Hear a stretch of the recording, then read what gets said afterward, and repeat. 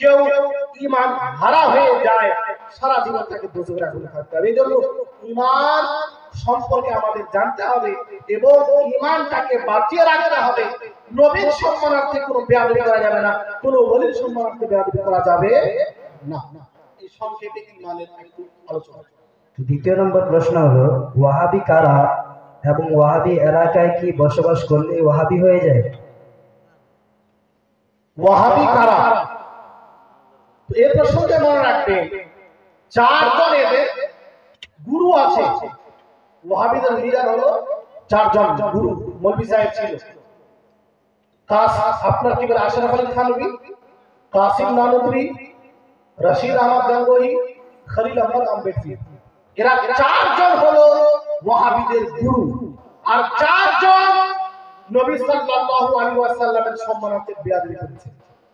কেউ বলেছে নবীর জ্ঞান হলো গুরু ছাত্রের মতো, বলেন নাউজুবিল্লাহ। কেউ বলেছে নবীর পরে আবার কেউ নবী আসতে পারে। কেউ বলেছে নবীর জ্ঞান থেকে ইবলিসের জ্ঞান বেশি, বলেন নাউজুবিল্লাহ। তো এরা চারজনই নবী সাল্লাল্লাহু আলাইহি ওয়াসাল্লামের সম্মানার্থে বেয়াদবি করেছে। বেয়াদবি করার কারণে মক্কা মদিনা প্রায় 33 জন বড় বড় মুফতি ওই যুগে তারা বলেছে যে এরা নবী সাল্লাল্লাহু আলাইহি ওয়াসাল্লামের সম্মানার্থে বেয়াদবি করার কারণে কাফির ও মুরতাদ হয়ে গেছে। যারা এদেরকে মানবে, এদের কুফরি আকীদাগুলো জেনেও এরা যে নবীর সম্মানার্থে বেয়াদবি করেছে, ওই বেয়াদবিগুলো জানার পরেও এদেরকে গুরু মানবে, মাওলানা মানবে, মুফতি মানবে, তাদেরকে ওয়াহাবি বলা হয়। বুঝতে পারলেন? তাদেরকে বলা হয় ওয়াহাবি। এই চারজন মৌলভী ওয়াহাবিদের, এদের চারজন যে গুরু, এদেরকে যারা মানে তাদের কুফরিয়া যে আকীদা, ইসলাম বিরোধী আকীদা, বিশ্বাস, ওই বিশ্বাসগুলিকে মানে সঠিক মনে করে এবং তাদেরকে সঠিক মৌলভী মনে করে এদেরকে ওয়াহাবি বলা হয়। যারা ওয়াহাবি বাস্তবে এদের সঙ্গে কোনো রকমের চলাফেরা করা যাবে না, এদের সঙ্গে বিবাহ হবে না। কেন? নবী পাকের সম্মানার্থে বেয়াদবি করেছে। তার সম্মানার্থে, আপনার বাপের সম্মানার্থে যদি কেউ বেয়াদবি করে, তার বাড়িতে বিয়ে করবেন না? হ্যাঁ, ঝগড়া হয়ে গেলে বিয়ে করতে চান না, নিজের ব্যক্তিগত বিষয়। তো এখানে তো নবী সাল্লাল্লাহু আলাইহি ওয়াসাল্লামের সম্মানার্থে বেয়াদবি করে রেখেছে এরা, এজন্য যে বাস্তবে ওয়াহাবি তার সঙ্গে সম্পর্ক রাখা চলবে না। তারপরে প্রশ্ন যে, নিঃসন্দেহে বেরেলি শরীফ আহলে সুন্নাতের মার্কাজ, কিন্তু কিছু লোক বলে যে বেরেলি শরীফে না পড়লে আলেম হওয়া যায় না, এই কথাটা কি সঠিক?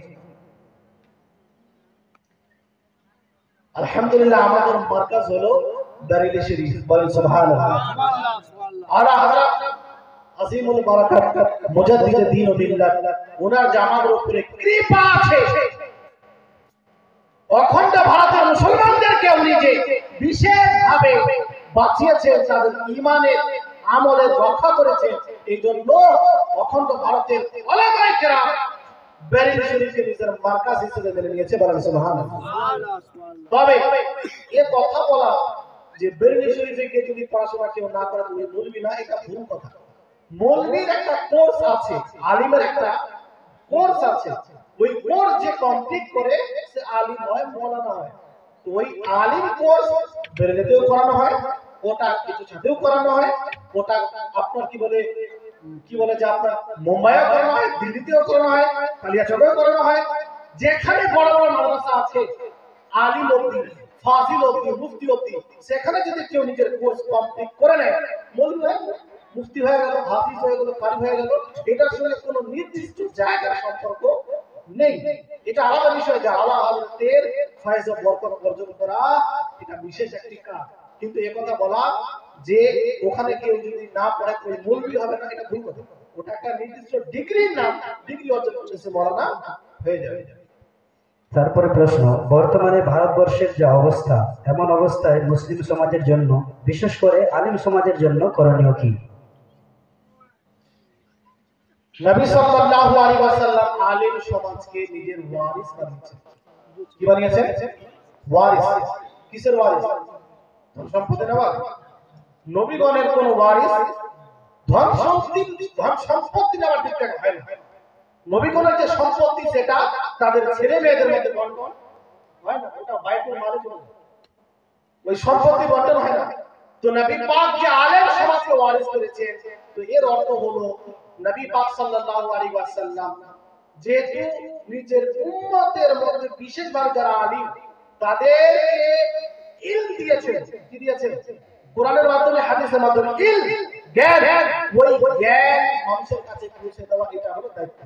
যেমন নবীগণ আসতেন, তাদের কাজ ছিল হেদায়েত মানুষের কাছে পৌঁছে দেওয়া, ইসলামের পেগাম শরীয়ত পৌঁছে দেওয়া।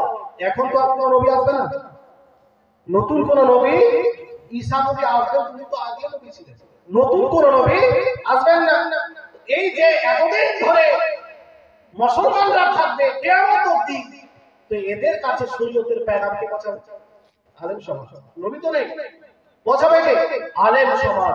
ও আলেম সমাজের দায়িত্ব হলো শরীয়ত যেটা নবী আলাইহিস সালাম দিয়ে গেছে সেটা মানুষের কাছে পৌঁছে দেওয়া, বিশেষভাবে সাধারণ মানুষের কাছে কোরআন হাদিস এর বাণী পৌঁছে দেওয়া, বিশেষভাবে এটা আলেম সমাজের দায়িত্ব।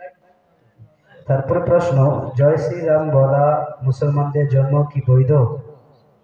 নাউজুবিল্লাহ মিন যালিক। এটা তো সকলেই জানে যে এটা অমুসলিমদের একটা স্লোগান। হ্যাঁ, অমুসলিমদের স্লোগান। এটা যদি কেউ ভালো মনে করে লাগিয়ে দেয় তো সে কাফির হয়ে যাবে। ভালো মনে করে, পছন্দ করে যদি কেউ লাগিয়ে দেয় এই নারা, কাফির হয়ে যাবে। কেন? বিশেষ একজন তাদের দেবতার নাম, তারা দেবতা মনে করে। হ্যাঁ, তার জয় বলা এটা হলো কুফরি একটি বিষয়।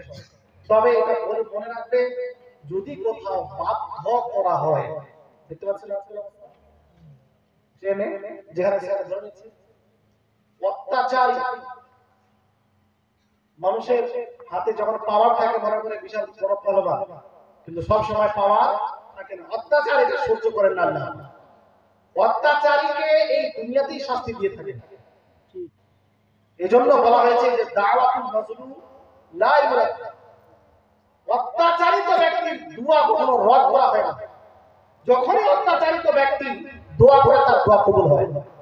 তো আজ এই যে অত্যাচার করা হচ্ছে এদেরকেও একদিন না একদিন ভোগ করতে হবে।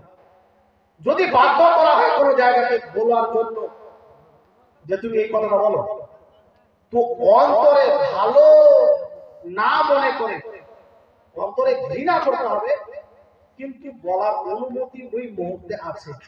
যদি আপনি না বলেন তো হয়তো হত্যা করে দিবি, হাত পা ভেঙে দিবি, এরকম অবস্থা যদি হয়ে যায় তো বলার অনুমতি আছে, কিন্তু অন্তর থেকে ওটাকে কি মনে করবে? ঘৃণা মনে করবে, ওটাকে খারাপ মনে করবে যে ওটা ভালো স্লোগান নয়, অন্তরে বিরোধিতা থাকবে। এমন অবস্থায় বলার অনুমতি আছে, সে ছাড়ে না। তারপরে প্রশ্ন হলো, ভিডিও গেম যেমন পাবজি এবং ফ্রি ফায়ার ইত্যাদি খেলা শরীয়তের নিকটে কি জায়েজ আছে নাকি না জায়েজ? যদি না জায়েজ হয় তবে মুসলমান যুবকরা কিংবা মুসলমানেরা যারা এই গেমগুলিতে মগ্ন হয়ে আছে তাদের পিতামাতার করণীয় কি? আমার একটি বই আছে আধুনিক মাসাইল, প্রথম খণ্ড প্রকাশ হয়ে গেছে, বেরিয়ে গেছে, সেল তার শেষ। ওই কিতাবের মধ্যে কিছু মশলা আমি লিখে দিয়েছি, আধুনিক নিত্য নতুন যে সমস্ত মশলা। ভিডিও গেম খেলা এটা সম্পূর্ণভাবে না যায়। ভিডিও বা এমনি কোনো গেম হোক, মোবাইলের মধ্যে কোনো রকমের কোনো গেম খেলা যাবে না, সময় অপচয় হবে। ওই সময় আপনি কোরআন পাঠ করুন, হাদিস পাঠ করুন, শরীয়তের জ্ঞান অর্জন করুন বা পাঠ্যিক জ্ঞান অর্জন করুন। ওই সময় অপচয় করে খারাপ কাজে লিপ্ত হওয়া যাবে না। অনেকে তো জুয়া খেলছে, লুডুতে হার জিত লাগিয়ে আজকাল খেলা হচ্ছে, যেগুলো জুয়া টোটালি না যায়, হারাম জাহান্নামে যাওয়ার কাম। এজন্য মোবাইলের মধ্যে কোনো রকমের কোনো গেম খেলা যাবে না। ওই চালে আপনি শিক্ষা অর্জন করুন, এটার অনুমতি নেই, এটা না যায়। দায়িত্ব হলো পিতামাতা নিজের ছেলেকে সতর্ক করা, দ্বীনি শিক্ষা দেওয়া, যেন সে নিজেই বিরত থাকে। দ্বীনি শিক্ষা যতক্ষণ অবধি দিবেন না আপনার ছেলে কন্ট্রোলে কোনোদিন আসতে পারে না। দ্বীনি শিক্ষা মানুষকে ভদ্র বানায়, দ্বীনি শিক্ষা মানুষকে ছোট হতে শেখায়, পার্থিব শিক্ষা মানুষকে বড় করে শেখায়। আমার মতামত কি আছে? আর যার কাছে দিনের শিক্ষা আছে সে নিজেকে ছোট মনে করে, ভদ্র হয়। এজন্য মুসলমান ভাই নিজের ছেলেকে দিনের শিক্ষা দিন যেন সঠিক হতে থাকে। তারপরে আমাদের এলাকায় বিভিন্ন জায়গায় একাধিক মাজার এমন রয়েছে যার মাজার হওয়ার ব্যাপারে কোনো প্রমাণ নেই। এমন মাজারগুলির সঙ্গে সত্যিকারের মাজারের মতো সালাম করা, সেখানে মান্নাত করা, ফাতিহা করা এবং জিয়ারত করা কি জায়েজ, এবং কোনো আলিম কি সেইখানে গিয়ে ফাতিহা করতে পারবে? আর যদি করে থাকে তাহলে তার জন্য কি হুকুম হবে? প্রশ্ন দেখেন, জিয়ারত কোন জায়গায় হয়? যেই জায়গাতে কোনো কবর আছে। কি আছে? যেখানে আপনি জিয়ারত করেন কেন?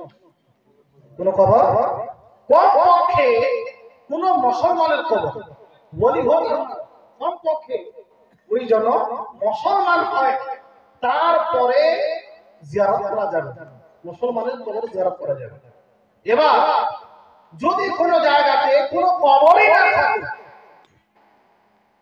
পীর বলি দুটোর কথা, এমনিতেও সাধারণত মুসলমান আছে বলে কোনো খবর নেই, বা বানাবার ভাবে কেউ তৈরি করে দিয়েছে। যেমন আজকাল অনেক জায়গাতে গসে পাকের মাজার আছে বাগদাদে, বসে আছে ওই তৈরি করে বসে আছে আমাদের দিনাজপুরে। পরশু আমার কাছে একটা ফতোয়া আসছে ইস্তিফতা, যে আমাদের এখানে একজন লোক আছে ওই গসে পাকের মাজার বানিয়ে রেখেছে নিজের বাড়িতে। তো গসে পাকের মাজার কোথায় আছে? বাগদাদ শরীফে। এবার ইমাম হোসেনের মাজার বানিয়ে রেখেছে নিজের বাড়িতে। তো বলেন, আশ্চর্যজনক বিষয় যে কবর তো এক জায়গাতে আছে, মাজার শরীফ এক জায়গাতে আছে, এবার এই বানিয়ে ফেলছে নিজের বাড়িতে, নিজের জায়গাতে, নিজের এলাকাতে। তো মনে রাখবেন, ফাতোয়া আজিজিয়ার মধ্যে স্পষ্টভাবে উল্লেখ করা হয়েছে লাআনাল্লাহু মান যারা বিলা মাজার। আমার একটা ফাতোয়া প্রকাশ হয়ে গেছে এর সঙ্গে, যে যে ব্যক্তি কবর ছাড়া, কবর নেই, এমনিতেই জিয়ারত করে, তার উপরে আল্লাহর ধিক্কার রয়েছে, লানত রয়েছে। কি আছে? ধিক্কার, লানত আল্লাহর তরফ থেকে। তো মাজার জিয়ারত করার জন্য কমপক্ষে নিম্নমানের একজন মুসলমান হলেও কবর লাগবে। কবর ছাড়া এমনিতে কোনো জায়গাতে ইটটা আছে, এমনিতে ইমাম বাড়া শুনেছেন হয়তো, ইমাম বাড়া ইমাম হোসেনের নামে বানিয়ে দিয়েছে মাজারের মতো, ধরে কোনো অস্তিত্ব নেই, ওই জায়গা থেকে জিয়ারত করে। তো এমন জায়গা যেখানে কোনো কবর নেই, কোনো মুসলমানের কবর নেই, সেই জায়গাতে গিয়ে বানাবাদ ভাবে যদি কেউ মাজার তৈরি করে দেয়, ইমাম বাড়া তৈরি করে দেয়, জিয়ারত করা যায় নেই। আলা হযরত ফাতোয়া রাজওয়ার মধ্যে লিখছেন, বানাবাদ মাজার তৈরি করা হলো নাজায়েজ বিদআত। কি লিখছেন? বানাবাদ মাজার, বানাবাদ কবর তৈরি করা এমনিতেই তৈরি করে দিয়েছে মাজারের মধ্যে, এটা হলো বিদআত, কুসংস্কার। স্পষ্ট ভাষায় ফতোয়া বাহরুল মুঠিয়ে দেখে মুফতি আব্দুল মান্নান সাহেব হুজুর বাহরুল লিখছেন যে এই রকম জায়গাতে গিয়ে ফাতিহা করা নাজায়েজ গুনাহ। মাজারে নেই, কবরে নেই, তো আপনি জিয়ারত করেন, ফাতিহা কার করছেন? তো কমপক্ষে কবর হওয়া জরুরি। কবর বিহীন কোন রকমের মাজার জিয়ারত চলবে না, কোন রকমের কবর জিয়ারত চলবে না। ওই জায়গা থেকে ফাতিহা করা না যায়, যদি কেউ যায় গুনাহগার হবে। স্পষ্ট ফতোয়া। আমার এই ফতোয়াটা প্রকাশ হয়ে গেছে আল মিসবাহ পত্রিকায়। এজন্য যদি কোন বুজুর্গে বা কোন মুসলমানের কবর থাকে জিয়ারত করুন, আর যদি কোনো কবর না থাকে এমনিতে ইট দিয়ে বানিয়ে দিয়েছে, টোটালি বিরত থাকুন, না হলে সব নষ্ট হবে, গুনাহগার হবে, চরম পর্যায়ের গুনাহগার। ফাতোয়ার মধ্যে স্পষ্ট নিষেধ করে দেওয়া হয়েছে। বানাবাদ মাজার, ইমাম হোসেনের মাজার নির্দিষ্ট জায়গাতে আছে, গসে পাকের মাজার নির্দিষ্ট জায়গাতে আছে। আপনি নিজের বাড়িতে, নিজের এলাকাতে গসে পাকের নামে মাজার বানাতে পারবেন না, আলা হযরতের নামে মাজার বানাতে পারবেন না, মাকতুবা সাহেবের নামে মাজার বানাতে পারবেন না। যদি আপনি চান সেই জায়গাতে গিয়ে জিয়ারত করুন, আর যদি না পারেন সেই জায়গাতে যেতে, তো তাদেরকে স্মরণ করুন, তাদের জন্য মিলাদ ফাতিহা করুন, এতেই সওয়াব পৌঁছবে। বুঝতে পারলেন? এই জন্য যদি মাজার না থাকে কবর না থাকে জিয়ারত করে চলবে। তারপরে প্রশ্ন, কোন সাধারণ মানুষ যদি ওয়াহাবির সঙ্গে কথা বলে তাহলে কি সে ওয়াহাবি হয়ে যায়? আর কেউ যদি ওই সাধারণ মানুষকে ওয়াহাবি বলে তাহলে তার উপরে কি হুকুম হবে? ওয়াহাবির সঙ্গে আপনারা শুনেছেন একটু আগে একটু মনোযোগ দিন, প্রশ্ন উত্তর খুবই জরুরি। নবী সাল্লাল্লাহু আলাইহি ওয়াসাল্লামের দরবারে জিবরিল আলাইহিস সালাম এসেছিলেন শিক্ষা দেওয়ার জন্য মানুষকে। এইভাবে প্রশ্ন করা হচ্ছিল, এসে উনি বসেছিলেন নবী পাকের দরবারে দুজানো ভাবে, যেমন নামাজের মধ্যে আমরা বসি। উনি প্রশ্ন করেছিলেন আর নবী জবাব দিচ্ছিলেন। এটা উদ্দেশ্য ছিল মানবজনকে শিক্ষা দেওয়া। উনি তো নিজেই ফেরেশতা ছিলেন, সব জানা আছে, হ্যাঁ, কিন্তু মানুষকে শিক্ষা দেওয়ার জন্য উনি এইভাবে এসেছিলেন। এটা বুখারী হাদিস দ্বারা প্রমাণিত হাদিস। তো এটা বিশাল বড় একটি বিষয়। কি প্রশ্ন ছিল? আচ্ছা, হ্যাঁ, প্রশ্ন এই যে ওয়াহাবির সঙ্গে কথা বললে কি ওয়াহাবির সঙ্গে আপনাদের বলে দিয়েছি, চারজন ওয়াহাবিদের যে বড় মৌলবী, তাদের আকীদা জেনে, বিশ্বাস জেনে, কুফরি আকীদা জেনে যারা তাদেরকে সঠিক পথ মনে করে, তারা হলো বাস্তবে ওয়াহাবি। এবার ওয়াহাবির সঙ্গে যদি কেউ কথা বলে, কথা বলার দুইটি কারণ হতে পারে। একটা হলো আন্তরিক ভালোবাসার সম্পর্ক, হ্যাঁ, বন্ধুত্ব যেটাকে বলা হয়, এটা তো না যায়, এটা চলবে না। আন্তরিকতা, ভালোবাসার সঙ্গে তার সম্পর্ক করা একটা বন্ধু বান্ধব, এটা শরীয়তের মধ্যে না যায়, চলবে না। বুঝতে পেরেছেন? তার সঙ্গে সম্পর্ক করা চলবে না। আর একটা হলো তার দোকান আছে, আপনি গেছেন সবজি কিনতে, কথা বলছেন কিনা, ব্যবসা বাণিজ্য কথা হচ্ছে কিনা, এটা না যায় না। এইভাবে আপনি কোন ওয়াহাবি আছে, দোকান আছে, ক্রয় করতে পারেন, কথাবার্তা বলতে পারেন, এই দিক থেকে, দ্বীনি দিক থেকে, শরীয়তের দিক থেকে তার সঙ্গে কোনো সম্পর্ক থাকবে না। কিন্তু লেনদেন, যেমন অমুসলিমদের সঙ্গে একটা লেনদেন, আন্তরিক ভালোবাসা তাদের সঙ্গেও যায় না, আন্তরিকতার সঙ্গে ভালোবাসা যায় না, লেনদেন দুনিয়াবি এটা যায় না। একইভাবে ওয়াহাবিদের সঙ্গেও পার্থিব যে লেনদেন ওটা যায়, আন্তরিকতার সঙ্গে তার সঙ্গে ভালোবাসা, মহব্বত, বন্ধুত্ব এটা না যায় না। তারপরে প্রশ্ন, স্থানে মান্নত করা যাবে কিনা, আর করলে তা কি পুরা করা জরুরি, এবং মাজারে চাদর বা মুরগা বা ছাগল মান্নত করলে তা কি পূর্ণ করা জরুরি? এটি একটি খুবই গুরুত্বপূর্ণ বিষয়। এই কয়েক মাস আগে হেমতাবাদ থেকে একটা ইস্তেফা দিয়েছিল, ওটার জবাব লিখে দিয়েছি, আল মিসবাহ পত্রিকায় প্রকাশ হয়ে গেছে। অনেকে এখন দেখেছেন যারা পিডিএফ এ পড়েন। আমাদের এই এলাকায় মনে করা হয় মান্নত যখনই করতে হবে, তো কোনো বলির দরবারে গরু, ছাগল, মুরগি নিয়ে যাওয়ার মান্নত করতে হবে। সাধারণভাবে এই মান্যতই মানুষ করে, আমার অমুক কাজ হয়ে গেলে অমুক জায়গাতে একটা ছাগল দিব, অমুক জায়গাতে একটা গরু নিয়ে যাবে, এই রকম মান্যত মানুষ করে।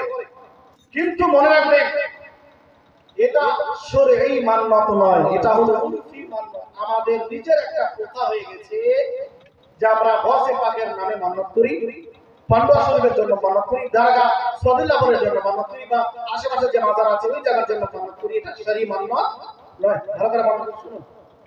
মান্যত সম্পর্কে আমাদের জ্ঞান নেই।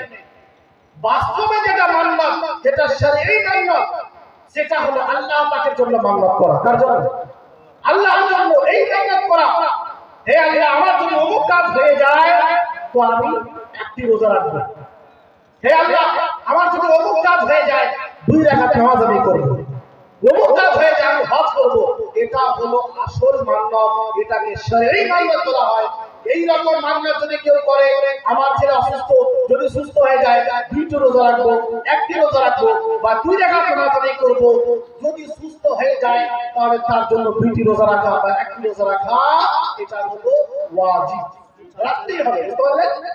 আর একটা মান্যত যেটা আমরা করি, যদি ভালো হয়ে যায়, পরীক্ষা পাস করি, চাকরি পেয়ে যাই, অমুক মাজারে যাব, গরু নিয়ে, ছাগল নিয়ে, মুরগি নিয়ে। এই মান্যত শরঈ মান্যত নয়, এটা হলো উরফি মান্যত। যদি কেউ এই মান্যত করেও ফেলে, তবেও তার উপরে ওয়াজিব নয় যে সে পূর্ণ করবে। পূর্ণ করা জরুরি না। বুঝতে পারছেন ভাষা? এই মান্যত পূর্ণ করা জরুরি না। যদি কেউ পূর্ণ নাও করে, কোন রকমের গুনাহ, কোন রকমের ক্ষতি হবে না। পূর্ণ করাটা ভালো, পছন্দনীয় কাজ, মুস্তাহাব, ওয়াজিব নয়, জরুরি নয়। আমাদের ব্রেইনে ঢুকে আছে, যদি ওই মান্যত পূর্ণ না করি আমার ছেলে হয়তো অ্যাক্সিডেন্ট হয়ে যাবে, আমি নিজে অ্যাক্সিডেন্ট হয়ে যাব, বাড়িতে কেউ মরে যাবে। ধারণা আছে? অথচ এর সঙ্গে কোন রকমের সম্পর্ক নেই। গরিব নামাজের জন্য মানত করেছে, ডাক্তার পাসের জন্য আমাদের যে মাজার আপনার কি বলে বাড়িতে মানত করেছে বা অন্যান্য জায়গাতে, তো পীর সাহেব কি আপনার শত্রু যে আপনার ক্ষতি করে দেবে? পীর সাহেব পীরকে যে আল্লাহ ক্ষমতা দিয়ে রেখেছে, তো তারা কি মানুষের ক্ষতি করে? বলে ক্ষতি করে? ক্ষতি কোনদিন করে না যারা আল্লাহর ওলি হয়, নেক বান্দা হয়। এটা একেবারে আমাদের ভুল ধারণা যে যদি আমি মান্নাত পূর্ণ না করি আমার বাড়িতে কেউ মরে যাবে। এটা ভুল ধারণা, এগুলো ধারণা থেকে বের হয়। মান্নাত যদি আপনি করেন তো ওই মান্নাত, নামাজ, রোজা, হজ, এগুলো কুরবানি, এগুলোর মান্নাত করেন। যদি এগুলো করে, যদিও করে নেন বাজারে ছাগল দেওয়া পূর্ণ করতে পারেন, এরকম না যে করতে পারবেন না, করতে পারেন, স্বভাব আছে, কিন্তু জরুরি না। বুঝতে পারলেন? জরুরি না। তারপরে প্রশ্ন, মহিলারা কি মাজারে যেতে পারবে? আর যদি গিয়ে থাকে তবে তাদের জন্য শরীয়ত কি বলে? নামাজ আদায় করা কি ফরজ? মহিলারা মসজিদে যেতে পারে নামাজ আদায় করার জন্য?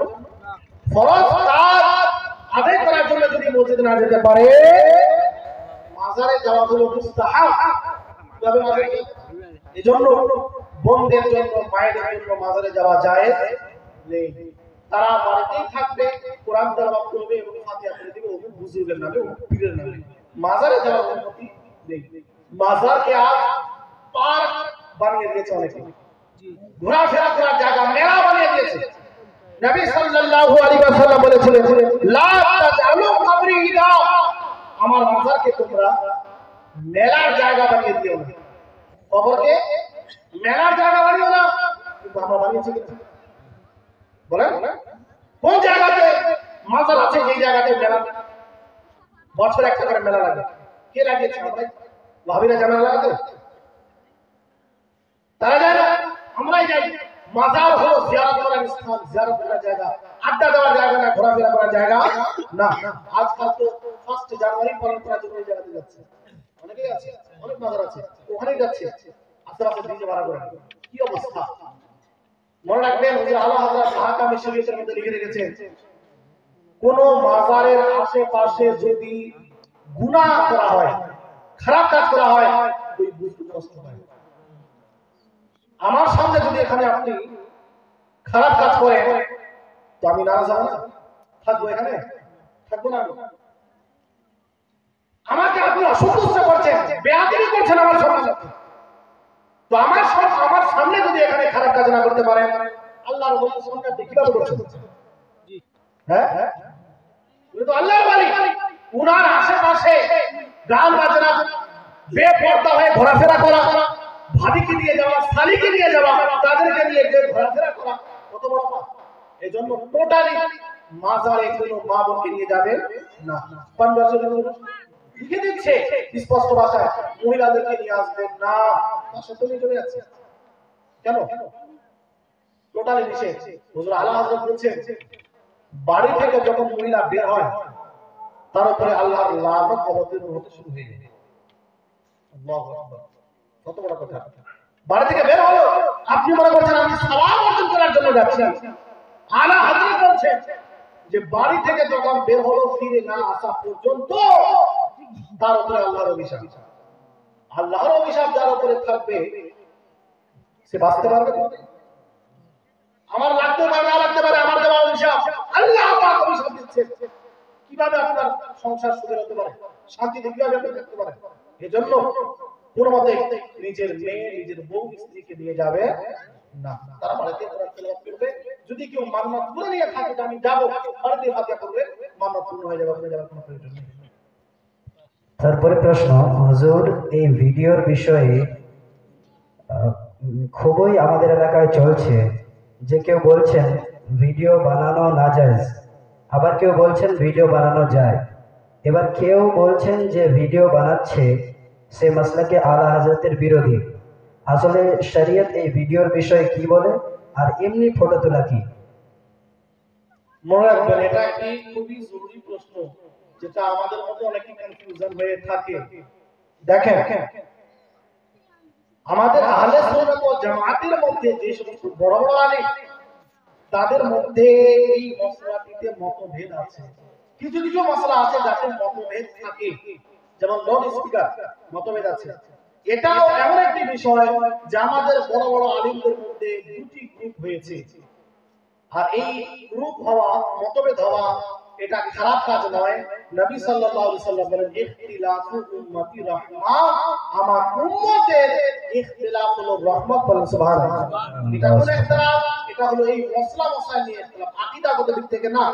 মশলা মশাইলে গবেষণা করতে গিয়ে প্রয়োজন হিসাবে আলিমদের মধ্যে মতভেদ হয়ে যায়।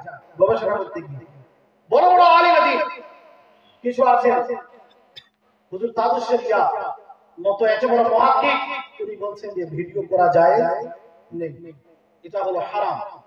ভিডিও করা, আর শুধু ভিডিও করাই হারাম না, ভিডিও দেখাও হারাম। বুঝতে পারছেন? ভিডিও যেমন করা না যায় ওইভাবে দেখাও না যায়। এটা হলো হুজুর তাজুস শরিয়া। আরো একাধিক বড় বড় ফতোয়া আছে। কিছু আলিমের ফতোয়া হলো দ্বীন ইসলামের প্রচার প্রসার করার জন্য ভিডিও বানানো যায়। ভিডিও বানানো কি যায়?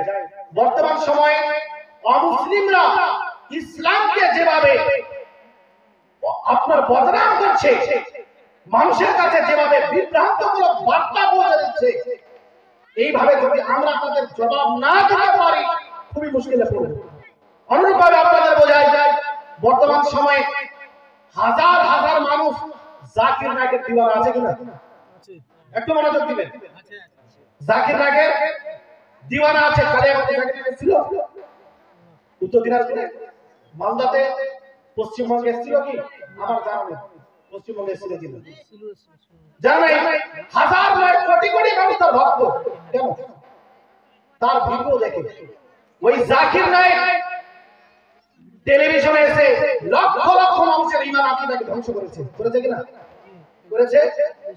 এবার আমাদের মধ্যে বড় বড় আলিম দ্বীন আছেন, যার সামনে জাকির নায়ক বসার যোগ্যতা রাখে না। বসা, কথা বলা তো দূরের কথা, বসার যোগ্যতা রাখে না। আপনি ওগুলো বুঝবেন না। ইংলিশ বলতেই যে বড় বড় বড় শিক্ষিত হয়ে গেল, কথা না। যে আমেরিকাতে জন্ম হয় একটা বাচ্চা বলতে এই ভাষা কথা শিক্ষিত হয়ে গেল নাকি? ওটা একটা ভাষা। সৌদি আরবে যে জন্মগ্রহণ করে ওই তো আরবি ভাষা কথা বলে, তার মানে ওই বড় মুফতি হয়ে গেল। ওখানেও তো মাদ্রাসা আছে, মুফতি করার জন্য কোর্স আছে। তো ওটা একটা ভাষা। আমাদের সাধারণ মানুষ যেহেতু শিক্ষিত না, বেশি ইংরেজি ভাষা বলতে বিশাল বড় কথা। আরে ভাই, ওটা একটা ভাষা, ভাষা আছে জানেন। শিক্ষিত হওয়া জরুরি না।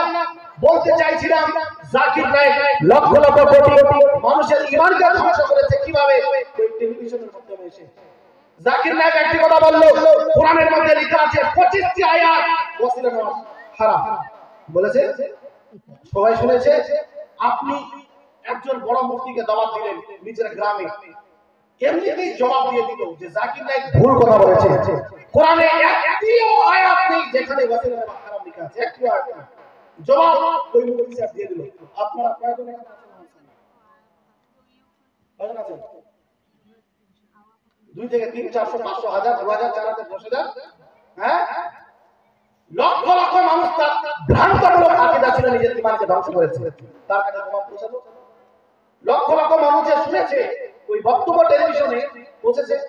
এজন্য আমাদের কিছু উলামায়ে কেরাম এই ফতোয়া দিলেন যে দ্বীনের ইসলামের প্রচার প্রসার করার জন্য যেই জিনিস দিয়ে তারা ইসলামের উপরে হামলা করছে তাদের কাছে জবাব পৌঁছাতে হবে, মানুষের কাছে জবাব পাঠাতে হবে। সেই জন্য দ্বীন ইসলামের প্রচার প্রসার করার জন্য যদি কেউ ভিডিও করে, ইসলামী ভিডিও, এটা শরীয়তের মধ্যে যায়। আর যুগ হিসেবে বহু বিষয়ের মধ্যে পরিবর্তন আছে, পরিবর্তন বহু মশলার মধ্যে। গ্যারান্টি ওয়ারেন্টিতে মোবাইল ক্রয় বিক্রয় হয় না, যে কোনো জিনিস গ্যারান্টি ওয়ারেন্টিতে ক্রয় বিক্রয় হচ্ছে। এটা আসল মাযহাব অনুযায়ী না যায়। ইমামে আযমের যে মাযহাব ওই অনুযায়ী গ্যারান্টি ওয়ারেন্টিতে যে কোনো জিনিস ক্রয় বিক্রয় করা না যায় না। কিন্তু বর্তমান সময়ে উলামায়ে কেরাম সিচুয়েশন কে সামনে রেখে জায়েজের ফতোয়া দিয়েছেন। কিসের ফতোয়া? জায়েজের ফতোয়া দিয়েছেন। এরকম একটা না, শতাধিক মশলা আছে যে প্রয়োজন হিসেবে, যুগ হিসেবে উলামায়ে কেরাম ফতোয়া বিপক্ষে দিয়েছেন। আর একটি মশলা বোঝার জন্য দিয়ে দিই, যদি কোনো ব্যক্তি হারিয়ে যায়, কোনো খবর নেই, ওর পরিবার জানে না জীবিত আছে না মারা গেছে, অথবা জীবিত আছে কিন্তু তার স্ত্রীকে কোন রকমের খরচ দিচ্ছে না, বন্ধ করে দিয়েছে, বাপের বাড়ি পাঠিয়ে দিয়েছে, হয় কিনা? এরকম অবস্থায় ওই স্ত্রী অন্য জায়গাতে বিবাহ করতে পারবে কিনা? যেহেতু তার স্বামীর খবর নেই, জানে জীবিত আছে নাকি, কোনো খবর নেই, বা আছে কিন্তু খরচ দিচ্ছে না, অন্য জায়গাতে বিবাহ করতে পারবে কিনা? এ বিষয়ে ইমামে আযমের মাযহাব হলো স্বামীর জন্ম থেকে নিয়ে 70 বছর পর্যন্ত ওই স্ত্রী অপেক্ষা করবে। বুঝতে পারছেন কথা? স্বামীর জন্ম থেকে নিয়ে 70 বছর পর্যন্ত অপেক্ষা করবে, যখন 70 বছর পূর্ণ হবে তারপরে ইদ্যত পূর্ণ করে ওই মহিলা অন্য জায়গাতে বিবাহ করতে পারবে। এটা হলো আসল মাযহাব ইমামে আযমের। আলা হযরতের উপরেই ফতোয়া দিতেন, এটার উপরে আলা হযরত ফতোয়া দিতেন, কিন্তু পরক্ষণে শুনেন, এখন শেষ হয়নি মাসলা, পরক্ষণে সমস্ত উলামায়ে কেরাম আমাদের অখণ্ড ভারতে ইমামে মালিকের মাযহাবের উপরে ফতোয়া দিলেন, ইমামে আযমের মাযহাবকে বাদ দিলেন। কি মাসলা? এবার যদি এরকম অবস্থা হয়, কারো স্বামী হারিয়ে গেছে, কোনো খবর নেই, বা জীবিত আছে কিন্তু খরচ দিচ্ছে না, তো ওই মহিলা কাজী সাহেবের কাছে যাবে। ওই বিয়ে পড়ার কাজী সারা এলাকার বড় মুফতি, যাকে নির্ধারিত করা হয়েছে শরীয়তের মশলা মশাইলের জন্য, ওই কাজী, বিবাহিত কাজী না, ওই কাজীর কাছে যাবে এবং বলবে যে আমার স্বামী হারিয়ে গেছে, কোনো খবর পাওয়া যাচ্ছে না, বা জীবিত আছে কিন্তু খবর দিচ্ছে না, এমন অবস্থা আমি কি করব? ওই কাজী সারা ইমামে আযমের মাযহাব বাদ দিয়ে ফাতাওয়া রাসূলের বিরুদ্ধে ফতোয়া যুগ হিসেবে 4 বছর, ইমামে মালিকের মাযহাব হলো 4 বছর সময় দিবে, যে তুমি 4 বছর অতিবাহিত করো, 4 বছর অতিবাহিত করার পরে ইদ্যত পূর্ণ করে অপর জায়গাতে বিবাহ করা তোমার জন্য জায়েজ। বুঝতে পারলেন? যুগ হিসেবে মশলা পরিবর্তন হলো। এরকম একাধিক যদি এখানে বলতে শুরু করি, রাসমুল মুফতি একটি কিতাব আছে, আপনাদের বলে দিই, আলহামদুলিল্লাহ ওটা খালতুল মাদ্রাসায় আমি পড়াই মুফতিদেরকে, যেগুলো ছেলে মুফতি কোর্স করে ওদেরকে, ওখানে প্রায় 30টি এরকম মশলা উল্লেখ করা হয়েছে যে যুগ হিসেবে মশলা আলাদা ওলামায়ে কেরাম দিয়েছেন, অসংখ্য মশলা এরকম আছে। তো এজন্য যদি কেউ ভিডিও থেকে বেঁচে থাকছে ভালো করছে, কোনো রকম সমস্যা নেই, কিন্তু যারা দ্বীনের প্রচার প্রসার করার জন্য বাতিলদের কাছে, ওয়াহাবি দেওবন্দিদের কাছে জবাব দেওয়ার জন্য আপনি আজ ইউটিউবে যান, যে কোনো একটা বিষয় লিখুন ওয়াহাবি দেওবন্দিদের ভিডিও আসবে 99%। জি জি সার্চ করেন, 99টি জবাব আসবে ওয়াহাবি দেওবন্দিদের। আজ মানুষকে বলেও বাঁচাতে পারা যাচ্ছে না। যদি আপনি ইউটিউবে এসে শরীয়তের পেগাম না দেন, মানুষ ওয়াহাবি দেওবন্দির কথা শুনে নিজের ঈমানকে বিক্রি করছে। মিজানুর রহমান আজহারী আপনার পশ্চিমবঙ্গে কয়বার এসেছে? এসেছে কালিয়াগঞ্জে, তার ভক্ত আছে কিনা? তার বক্তব্য মানুষ শোনে কিনা? কেমন করে, কেন শুনছে? তো যদি আমাদের সুন্নি আলিম যুগ হিসেবে যারা জায়েজ মনে করে, যে সমস্ত মুফতি জায়েজের ফতোয়া দিয়েছে, তাদের ফতোয়ার উপরে আমল করে যদি ইসলামিক ভিডিও করে ওয়াহাবি দেওবন্দিদের খণ্ডন করে, অমুসলিমদের খণ্ডন করে ইসলামের সঠিক বার্তাকে পৌঁছে দেয়, এটা জায়েজ জায়েজ জায়েজ যুগ হিসেবে। না হলে ঈমান বাঁচানো মুশকিল হয়ে যাবে। না এসে যদি মানুষকে মধ্যস্থ করতে পারে, কত বড় কথা। এজন্য কিছু উলামায়ে কেরাম জায়েজের ফতোয়া দিয়েছেন, তাদের ফতোয়ার উপরে আমল করে ভিডিও করা, ইসলামিক ভিডিও করা, এটা নিশ্চিত রূপে জায়েজ। বুঝতে পারলেন বিষয়? তারপর প্রশ্ন, লোহা, পিতল ও তামার আংটি পরে নামাজ পড়া যাবে কিনা? একটা খুবই জরুরি বিষয়। অনেকেই লোহা, তামা, পিতলের আংটি ব্যবহার করে। মনে রাখবেন, লোহা, তামা, পিতল এই সমস্ত আংটি পুরুষ হোক বা মহিলা উভয়ের জন্য পরিধান করা, ব্যবহার করা হলো মাকরুহ তাহরিমি, নাজায়েজ, হারাম, ব্যবহার করা যাবে না। ওই অবস্থায় যদি নামাজ আদায় করে নেয়, তো লোহা, তামা, পিতল এই ধরনের আংটি পরিধান করে নামাজ আদায় করলে নামাজ মাকরুহ তাহরিমি, ওয়াজিবুল ইআদা হবে, পুনরায় তাকে আবার নামাজ আদায় করতে হবে। বুঝতে পারলেন? এজন্য আংটি পুরুষের জন্য শুধুমাত্র একটি চাঁদির আংটি, যার ওজন হবে 4 গ্রাম 665 মিলিগ্রামের মধ্যে। কত বললাম? 4 গ্রাম 665 65 মিলিগ্রামের মধ্যে এতটা ওজনের মধ্যে যদি একটি চাঁদির আংটি হয় পুরুষের জন্য জায়েজ আছে। দুইটি আংটি চাঁদি করতে পারবে না। সোনার আংটি তো পরাই হারাম। সোনার আংটি দিচ্ছে কিনা উপহার আজকাল হারাম। জামাইকে সোনার আংটি উপহার দিয়ে নিজেও জাহান্নামে যাওয়ার চেষ্টা করবেন না, আর তাকেও জাহান্নামে নিয়ে যাওয়ার চেষ্টা করবে না।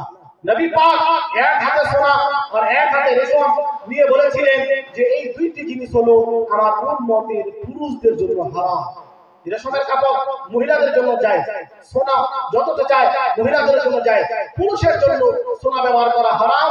জাহান্নামে যাওয়ার কাজ আংটি মালা ইত্যাদি ব্যবহার করতে পারবে না। যদি কেউ আংটি সোনার পরিধান করে নামাজ আদায় করে আবার নামাজ থেকে পড়তে হবে, নামাজ মাকরুহ ইলমি হবে। এজন্য হারাম কাজে লিপ্ত হবেন না। অন্য কোনো জিনিস নিজের জামাইকে গিফট দিন, উপহার দিন, সোনার আংটি দেওয়া যাবে না। তারপরে মহিলাদের নাইটি পরে নামাজ হবে কিনা? নাইটি আজকাল হাফ হাতাও বেরিয়েছে, ফুল হাতা। মনে রাখবেন ফুল হাতা নাইটি যেন হয় বা হাফ হাতা, কিন্তু ওড়না যেন খুব বড় ধরনের হয়, যেন সাজদা করার সময় হাতের অংশ খুলে না যায়। সাজদা করার সময় যদি হাতের অংশ খুলে যায় ওড়নি যদি উপরে চলে আসে, হ্যাঁ আসতে পারে। যদি ছোট হয় তো উপরে চলে আসবে সাজদা করার সময়। এতটুকু এখান থেকে এটা হলো একটা অংশ, এর থেকে যদি চতুর্থ ভাগ সুবহানাল্লাহ বলা সময় অবধি খুলে যায় নামাজ বাতিল হয়ে যাবে। এতটুকু যদি খুলে যায় তবে নামাজ আদায় করছে, সাজদা দেখেছে, এতটুকু অংশ খুলে গেছে, বাস এতটুকু খালি, নামাজ বাতিল হয়ে যাবে। এজন্য খুবই সতর্কতা অবলম্বন করে প্রথমত যারা নামাজ আদায় করে, যারা নামাজ তো সবাইকে আদায় করতে হবে, কিন্তু ওদের জন্য বিশেষভাবে বলে দিচ্ছি যারা নামাজ আদায় করে ফুল নাইটি পরিধান করবে। আর যদি হাফ নাইটি পরিধান করে তো ওড়না যেন বড় ধরনের হয়, কোন সময় যেন হাতের কোন অংশ বা চুল ইত্যাদি দেহের কোন অংশ দেখা না যায়, তাহলে নামাজ হবে। লোককে দেখানোর উদ্দেশ্যে সোনা চাঁদি ব্যবহার করা কি জায়েজ? অনেকেই আছে সোনা চাঁদি বাপ টাকাওয়ালা আছে, বানিয়ে বানিয়ে এখানে দেখায় বান্ধবীদেরকে, একে অপরকে গর্ব করে, হ্যাঁ আমার তো এত আছে, তোর কই বাপ দিল না তোকে, গর্ব করে সোনা চাঁদি যে ব্যবহার করে। ইবনে মাজার হাদিস, নবী সাল্লাল্লাহু আলাইহি ওয়াসাল্লাম বলছেন যে মহিলা সোনা চাঁদির অলংকার এই জন্য ব্যবহার করে পর নারীকে সে দেখাবে, পর পুরুষকে দেখাবে, এই রকম নারী হলো হারাম কাজে যুক্ত হচ্ছে এবং এই কারণে তাকে জাহান্নামে কঠিন আযাব দেওয়া হবে। এটা হলো ইবনে মাজার হাদিস। অনুবাদ আপনাদের বলে দিলাম যে হারাম দেখানোর উদ্দেশ্যে কাউকে সোনা চাঁদি ব্যবহার করা, এটা এমনি আপনি পরেন অসুবিধা নাই, কিন্তু মানুষকে দেখাবেন, গর্ববোধ করবেন, যারা গরিব তাদের কষ্ট দেবেন, এই উদ্দেশ্যে ব্যবহার করা না জায়েজ হবে। এটা আমি আমার আধুনিক ভাষায় প্রথম খণ্ডে লিখে দিয়েছি দলিল সহ। তারপরে বিবাহে ডিজে বাজালে সে বিবাহে যাওয়া যাবে কিনা? এটা তো খুবই বড় অসুবিধা। আমাদের বিবাহ হয় না ডিজে না হলে, নাউজুবিল্লাহ। হ্যাঁ অনেক মহিলা আছে ওরা তো বলেছে মরা বাড়ির মতো হয়ে গেল নাকি, কত বড় কথা, নাউজুবিল্লাহ মিন যালিক। আপনি মুসলমান, মনে রাখবেন মরতে আপনাকে হবে। এই কথা বলার জন্য জাহান্নামে যেতে হবে, এটা কথা মনে রাখবেন যে এটা মরার বাড়ি হয়ে গেল। বিবাহ হলো নবী পাকের সুন্নাত, কিন্তু আজ একটি সুন্নাতের উপরে আমল করতে গিয়ে আমরা হাজারো হারাম কাজ করছি, বুঝছি কিনা? হাজারো হারাম। বিবাহের শুরু থেকে নিয়ে শেষ অবধি যত রকমের নিয়ম আছে এটা আমাদের তৈরি করা নিয়ম। বিবাহের কোনো নিয়ম নেই, দুইজন সাক্ষী থাকবে, ছেলে মেয়ে ইজাব কবুল করবে, যদি উকিল হয় তো ওই ইজাব কবুল করিয়ে দিবে, বাস। আর কোনো কিছুর নাম বিবাহ নেই, বাস এটারই নাম হলো বিবাহ। দুইজন সাক্ষীর সামনে ইজাব কবুল। এত যে ঝামেলা আজকাল, ঝামেলা এত যে জন্ম হওয়ার পর থেকে টেনশন বেড়ে যায়, হচ্ছে কিনা? জন্মের পর থেকেই, বরং জন্মের আগে থেকে অনেকে ভাবছে যে বেটি যেন না হয়, একটা ছেলে হওয়ার পর হবে কিনা? হবে। পাকিস্তানে কিছুদিন আগে একটা ঘটনা ঘটলো, মেয়ে হলো যখন খবর পেলো এসে 7টি গুলি চালিয়েছে। কয়টি গুলি? 7টি। ওই বাচ্চার উপর, যার কয়েক ঘন্টা হয়েছিল কেবল দুনিয়াতে আসতে। মুসলমান, অমুসলিম না, মুসলমান। এরকম অসংখ্য ঘটনা আছে, শুধুমাত্র মেয়ে হওয়ার কারণ থেকে ডিভোর্স দিয়েছে, ছেড়ে দিয়েছে, বাপের বাড়ি পাঠিয়ে দিয়েছে, আছে কিনা? তো আপনি পুরুষ কেমন হয়েছেন যে আপনি ছেলে জন্ম দিতে পারেননি? আপনি কেমন পুরুষ যে আপনি মেয়ে জন্ম দিয়েছেন? জন্ম কে দিয়েছে? হ্যাঁ, জন্ম তো প্রসব সে করিয়েছে, কিন্তু তার পেটে এসেছে কিভাবে? আপনার কারণে। তো আপনি ছেড়ে পড়তে পারবেন, এটা কার দোষ? আপনার দোষ। গ্লাসে যেটা ঢালবেন সেটাই তো পাবেন, বুঝতে পারছেন না? পানি ঢাললে পানি পাবে, লেবুর রস যদি ঢালে দেন, এটা তো আপনার ভুল। আপনি যদি মুসলমান হন, আপনার দায়িত্ব ছিল আল্লাহ আমার চোখ দিলে যা দিয়েছে এটাই সন্তুষ্ট, এটা হলো মুসলমানের কর্তব্য। আর মেডিকেল সায়েন্স এটা বলছে যে ছেলে মেয়ে হওয়া নির্ভর করে পুরুষের উপরে, কারণ পুরুষের উপরে একটা থাকে এক্স আর একটা হয় এক্স ওয়াই। মেয়ের মধ্যে দুটাই এক্স থাকে, কি থাকে? আর পুরুষের মধ্যে এক্স আর ওয়াই। এক্স এক্স যখন মিলে তখন হয় মহিলা, এক্স ওয়াই যখন মিলে তখন হয় পুরুষ। তো মেয়ের মধ্যে দোষ নাই, মেডিকেল সায়েন্স অনুযায়ী যদি মেয়ে হয় তো এর দোষ হলো স্বামী, মহিলার কোনো দোষ নেই। তো আপনি না কোরআন পড়েছেন, না হাদিস পড়েছেন, না মেডিকেল সায়েন্স পড়েছেন, কিছুই পড়েন আর না পড়ে অত্যাচার করছেন একজন অসহায় মহিলার উপরে। এজন্য বিশাল বড় ভুল অত্যাচার করা। মুসলমানের কর্তব্য হলো আল্লাহ পাক নসিবে যা দিয়েছে সেটাই আলহামদুলিল্লাহ। এজন্য এই কি বলে যে মহিলাদের উপর অত্যাচার করা বন্ধ করতে হবে। আল্লাহ পাক বিবাহে ডিমান্ড করা কি? সবাই জানে যে এটা হারাম, বলার কোনো প্রয়োজন নেই। ডিমান্ড করা হারাম, শরীয়তের মধ্যে চরম পর্যায়ে হারাম। যে দিবে সেও জাহান্নামে যাবে, যে নিবেও জাহান্নামে।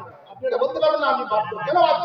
আপনি তো চাইছেন যে সরকারি জামাই দেবেন, সরকারি চাকরি দিবেন, 10 লাখ টাকা আগে রেডি করে রেখেছে। আপনি কি জানেন তো আপনারা কি? হ্যাঁ, আপনাদের জন্য কিছু লোকের এই অবস্থা হয়েছে। এত জঘন্যতম প্রথা আমাদের এই এলাকাতে শুরু হয়ে গেছে যে জন্ম হওয়ার পর থেকে দিল্লি চলে যায়, মুম্বাই চলে যায়, গরুর মতো মানুষ কাজ করে দিন রাত নিজের মেয়েকে বিবাহ দেওয়ার জন্য। এগুলো কিছু বড় লোকের জন্যই হয়েছে। তারা চাকরিজীবী জামাই বা বড় ধরনের ধনী, তাদের না হলে মেয়ের বিয়ে দিবে না। এজন্য গরিবদের উপরেও এই চাপ চলে এসেছে, আস্তে আস্তে করে প্রথা হয়ে গেছে। এজন্য বিয়ের যে সিস্টেম, ওই সিস্টেম অনুযায়ী নবী পাক করেছেন সব ছেলে বলে বিয়ে দাও, সব মেয়ে বলে বিয়ে দাও। ধনী বড় লোক করা দায়িত্ব কার? আল্লাহ পাকের। অনেক লোক আছে যে আগে গরিব ছিল পরে ধনী হয়েছে, আছে অনেক ধনী ছিল যে পরে কাঙ্গাল হয়ে গেছে, ধনী হয়ে গেছে। এজন্য যদি মুসলমান হন তো আল্লাহর উপরে ভরসা রেখে বিবাহ দেন, আল্লাহ পাক বরকত দেন। বিবাহের মধ্যে উত্তম হলো ওই বিবাহ যে বিবাহে কম খরচ হয়। এজন্য কম খরচ করার চেষ্টা করুন। বিবাহ সম্পর্কে আলোচনাগুলো অনেক টাইম লাগবে, এটা আলাদা একটা টপিক, ইনশাআল্লাহ কোনো সময় আলোচনা করব। জমি বন্ধক নিয়ে ফসল খাওয়া হালাল না হারাম? এটা একেবারে খুবই জটিল বিষয়। হ্যাঁ, জমি বন্ধক নিয়ে ফসল খাওয়া এটা শরীয়তের মধ্যে হারাম এবং সুদ। এটা হারাম, সুদ চরম পর্যায়ে। কানজুল উম্মালের মধ্যে হাদিস, মান কুল্লু কারজিন জাররা মুরফাআতান ফাহুয়া রিবা। ধার নিয়ে উপকৃত হওয়া হলো সুদ। আপনি ধার দিয়েছেন, টাকা তো আপনাকে কতটাই দেবে, 5 বছর ধরে আপনি যে উপকৃত হচ্ছেন, লাভবান হচ্ছেন ফসল খেয়ে, এটা হলো সুদ। এবার মানুষ বলে যে আমার প্রয়োজন, ধার পাচ্ছি না। ওই বলছে যে আমি টাকা দেবো, তো এমনি কেন দেবো? টাকা বসে রাখবো কেন রাখবো? ফসল খাবো। মানুষ বাঁচতে পারছে না, জানার পরে হারাম খাচ্ছে, সুদ খাচ্ছে। বাঁচার জন্য একটা পদ্ধতি আমাদের ওলামায়ে দিয়েছে। এই ফতোয়া লিখিত আমার হয়ে গেছে হেমতাবাদ থেকে কিছুদিন আগে। একটা লোক প্রশ্ন করেছিল, ওটা আমার লেখা হয়ে গেছে। আল মিসবাহ পত্রিকায় প্রকাশ হবে জানুয়ারি মাসে। আল মিসবাহ পত্রিকায় প্রকাশ হয়ে যাবে। আমি লিখে দিয়েছি, বাঁচার পদ্ধতি হলো এই: আপনি 1 লাখ 2 লাখ যা সে চাইছে তাকে ধার দিয়ে দিবেন। তা কি দিবেন? ধার দিয়ে দিবেন।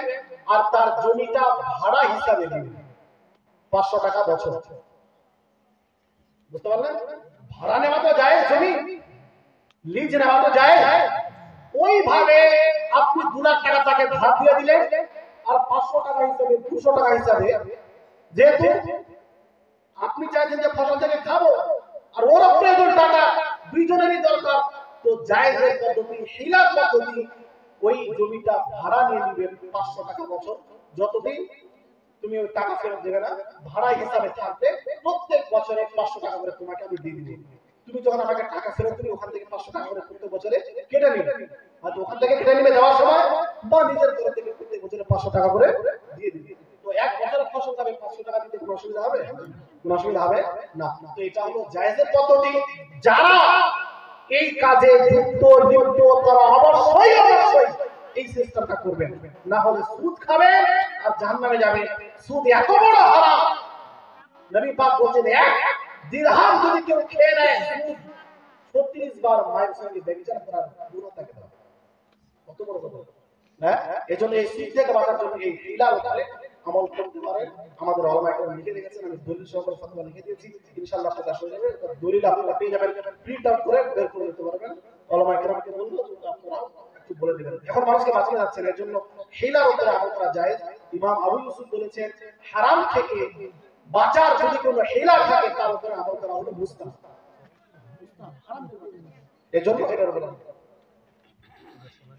আচ্ছা, একবার গ্রুপ পাঠ করেন, তারপরে কি আছে শুনে শেষ করে দেব। আল্লাহুম্মা সাল্লি আলা সাইয়্যিদিনা মাওলানা মুহাম্মদ ওয়া আলা আলি সাইয়্যিদিনা মাওলানা মুহাম্মদ সাল্লাল্লাহু তাআলা। হুজুর, একজন জিজ্ঞাসা করছেন যে আমার স্ত্রীর হাতে যদি চুড়ি পরা না থাকে, এটা গ্রামের প্রথা আর কি, যে যদি আমার স্ত্রীর হাতে চুড়ি পরা না থাকে তবে কি আমি আমার স্ত্রীর হাত দ্বারা জলপান করতে পারবো না? এটা কি হারাম?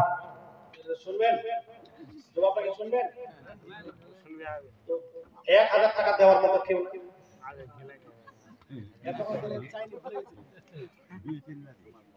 1000 টাকা মসজিদের জন্য। আমি যদি হাদিস শোনাইতে অনেক শোনাতে পারবো, মসজিদ বানানোর অনেক ফজিলত। 1000 টাকা একজন বাবা, আমি কিন্তু চাইনি, এখন না করলে করে দিয়ে দিবেন পবিত্র মসজিদের জন্য 1000 টাকা ইনশাআল্লাহ আজিজ।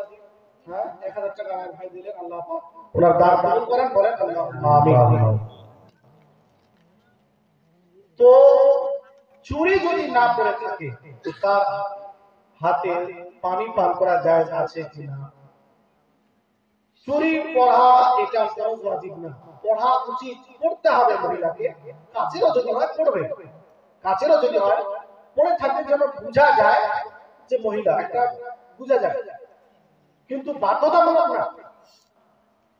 যদি নাও পড়ে থাকে কোনো সময়, তবুও তার হাত দিয়ে পানি পান করা যাবে, তার হাত থেকে পানির গ্লাস নিয়ে পানি পান করা যাবে, এতে কোনো রকমের কোনো অসুবিধা নেই, জায়েজ আছে। তারপরে একটা প্রশ্ন, যে যারা নামাজের সময় বারবার হাত তুলে, রুকুতে যাওয়ার আগে, রুকু থেকে ওঠার পরে, আবার বলে আমাদের নবী করতেন তাই আমরা করি, এইভাবে ওরা নামাজ পড়ে, তাদের নামাজ হবে কিনা? আসলে দেখেন, নবী সাল্লাল্লাহু আলাইহি ওয়াসাল্লাম শুরুতে রাফুল ইয়াদান করতেন, এটা হাদিসের মধ্যে আছে। বারবার হাত উত্তোলন করতেন, রুকুতে যাওয়ার সময়, রুকু থেকে ওঠার সময় করতেন। কিন্তু পরক্ষণে নবী সাল্লাল্লাহু আলাইহি ওয়াসাল্লাম এই আমল ছেড়ে দিয়েছিলেন। কি করেছিলেন? ছেড়ে দিয়েছিলেন। নিয়ম হলো নবী সাল্লাল্লাহু আলাইহি ওয়াসাল্লামের যেটা শেষ আমল, সেটার উপরে আমল করতে হবে। বুখারী শরীফের মধ্যে আছে, ইমাম বুখারী বলছেন নবী পাকের যে শেষ আমল, সেই আমলের উপরেই আমল করতে হবে। ইসলাম ধর্মে শুরুতে মদ পান করা জায়েজ ছিল না জায়েজ?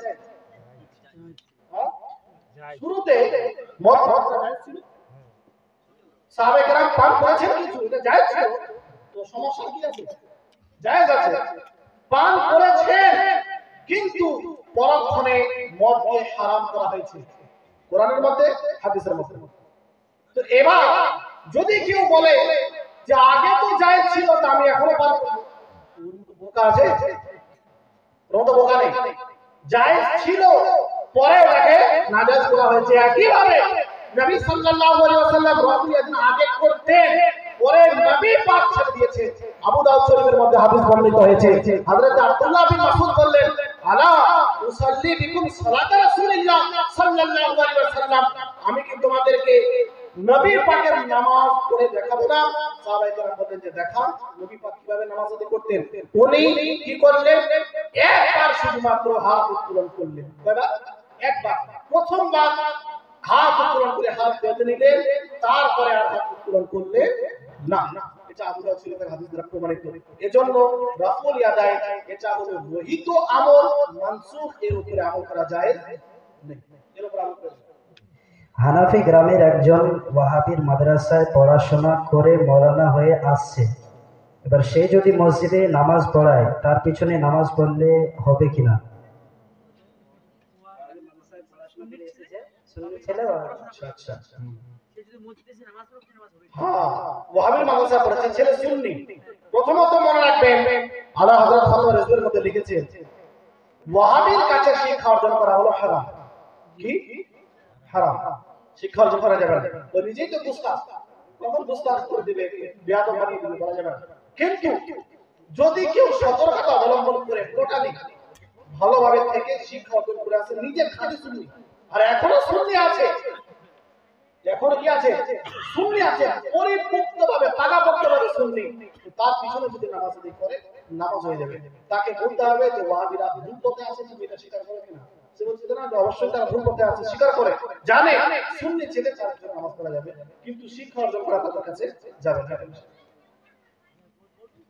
হুজুর, হানাফি মেয়েদের সঙ্গে ওয়াহাবির ছেলের বিয়ে দেওয়া যাবে কিনা এবং এর বিপরীত? বাস্তবেই যারা ওয়াহাবি তাদের সঙ্গে বিবাহ দেওয়া শরীয়তের মধ্যে জায়েজ নেই, সবাই জানে। গুস্তাখি রাসূলের সঙ্গে বিবাহ কোনদিন হবে না। যারা নবীর সম্মানার্থে বেয়াদবি করেছে তাদের সঙ্গে বিবাহ দেওয়া জায়েজ না। আপনার বাপের সম্মানার্থে যদি কেউ বেয়াদবি করে, হ্যাঁ, যদি আপনার বাপের সম্মানার্থে বেয়াদবি করে, আপনি কি বিবাহ করবেন? করবেন না। তো নবীর গুস্তাখ যারা আপনাদের সঙ্গে বিবাহ করা যাবে না। আজকাল নিয়ে চলে আসে, তো এটাও নিষেধ, এটা না যে দেওয়া যাবে না, নেওয়া যাবে, এটাও ভুল ধারণা। হ্যাঁ, সে যতক্ষণ অবধি দেওয়ালি আছে, সুন্নি হয়ে গেলে আলাদা বিষয়। ওই সুন্নি হয়ে গেছে, পাকাপোক্তভাবে সুন্নিয়তের উপরে অটল আছে, তারপরে বিবাহ করা আলাদা বিষয়। কিন্তু ওয়াহাবি থাকাকালীন বিবাহ করা যায় না, বেঁচে থাকতে হবে। অনেক সময় সমাজ ধ্বংস হয়ে যাচ্ছে এদের কারণে। লাস্ট কোয়েশ্চেন হুজুর, যে আমরা যে দরুদ শরীফ পড়ি, কেউ বলে আমরা নাকি গান বলি, আবার বলে এই দরুদ কোথাও নেই, আবার বলে আমাদের নাকি এই দরুদ কখনো, মানে নবী পাক সাল্লাল্লাহু আলাইহি ওয়াসাল্লাম এই দরুদ কখনো পড়েননি। এই দরুদের বিষয়, দুরুদের ব্যাপারে তো বলেছি। শেষে আমি বলছি, কোন ভাই 500 টাকা দেওয়ার মতো আছে মসজিদের জন্য? জবাব শোনার আগে 500 টাকা কালকে দিয়ে দেবেন, প্রশ্নের জন্য পরে দিয়ে দেবেন। একজন 500 টাকা খালি, এত অনেক। একটা ফতোয়া আমি লিখি তো চাই না 2-3 হাজার টাকা আমাদের নজরানা দিয়ে দেন। লিখিত আকারে ফতোয়া চায় তো নজরানা দিয়ে দেয়, খালি সঙ্গে মানুষ অনেক টাকা পয়সা আছে তো দিয়ে দেয়। তো আপনাদেরকে এতগুলো ফতোয়া শুনিয়ে দিলাম ফ্রিতে, হ্যাঁ, 400 টাকা বাকি, 100 টাকা নগদ, 500 টাকা। আল্লাহ আপনাদের দান কবুল করেন, বলেন আল্লাহুম্মা আমিন। আবু তালিব, মাওলানা আবু তালিব আপনাদের, উনিও 500 টাকা দিলেন। আল্লাহ পাক ওনার দান কবুল করেন, বলেন আল্লাহুম্মা আমিন।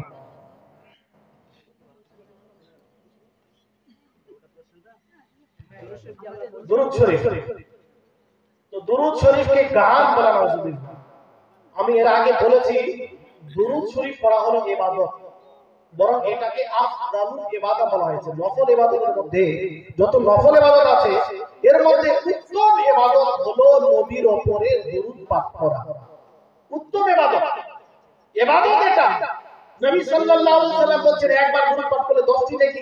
তো নবী পাক যেখানে ফজিলত বর্ণনা করেছেন, সেই জায়গাতে যদি কেউ বলে এটা গান, বিশাল বড় ভুল করেছে, তারপরে তওবা করা ওয়াজিব হয়ে যায়।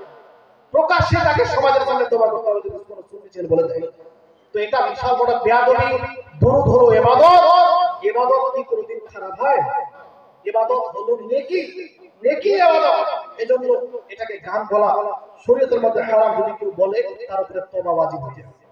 হুজুর, একজন মানুষ আমাকে ফোন করলেন, ফোন করে উনি শুনছেন, জিজ্ঞাসা করছেন যে কোন একজন মানুষ যদি ওয়াহাবির সঙ্গে ব্যবসায় মানে পার্টিসিপেট থাকে, এক কথায় সাথী হয়, ব্যবসায়ের সাথী, ওরা একসঙ্গে ব্যবসা করছে, এবার সেই টাকার থেকে যেগুলো লাভ হচ্ছে সেই টাকা দিয়ে সে নিজের সংসারে ব্যয় করতে পারবে কিনা, সংসারে খরচ করতে পারবে কিনা? প্রথম আমি বলবো বেঁচে থাকাটা বেশি ভালো ওয়াহাবের সঙ্গে ব্যবসা বাণিজ্য করার থেকে। একটা সম্পর্ক হয়ে যাবে, মুসলিম হিসেবে তো সালাম কালাম ভালো চলাফেরা, বেঁচে থাকা দরকার। কিন্তু ওই যে পার্টনারশিপ যে ব্যবসা করছে, ওই ব্যবসাটা ইন্টারেস্ট যেটা এসেছে প্রফিট, ওটা যেহেতু তার মালিকানা একা তো না, পার্টনারশিপ না, তো তার 50% আছে, তো এরও তো আছে।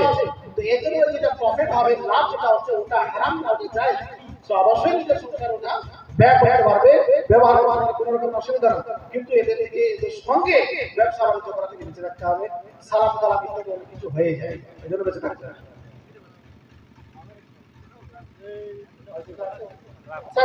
পাঠ করা শেষ। আল্লাহুম্মা সাল্লি আলা সাইয়্যিদিনা মাওলানা মুহাম্মদ ওয়া আলা আলি সাইয়্যিদিনা মাওলানা মুহাম্মদ হাবিবনা শাফি'না سيدنا مولانا محمد وعلى آل سيدنا مولانا محمد সাল্লাল্লাহু তাআলা আলাইহি ওয়াসাল্লাম। আরেকটা প্রশ্ন হয়ে গেল আমার, যে স্বামী মারা গেলে নাকফুল করতে পারবে কিনা? মনে রাখবে, স্বামী মারা যাওয়ার পরে 4 মাস 10 দিন পর্যন্ত স্ত্রীকে শোক পালন করতে হবে। কি পালন করতে হয়? শোক পালন করতে হয়। এর মধ্যে কোন রকমের অলংকার ব্যবহার করতে পারবে না, সরাসরি তুলে রেখে পরে ব্যবহার করবে। মাশাআল্লাহ। একজন 2000 টাকা দান করেছে,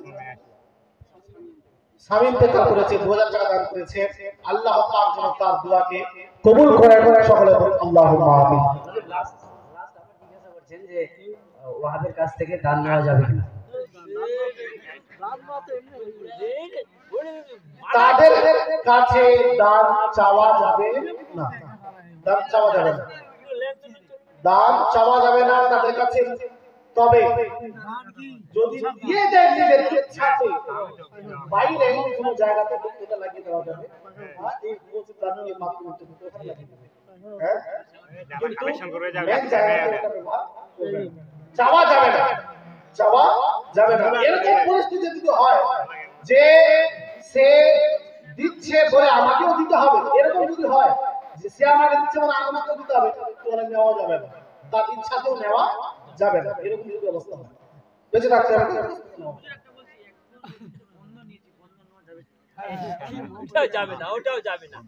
বন্ধন ব্যাংক, এটাতে ইন্টারেস্ট খুব বেশি দেওয়া হয়।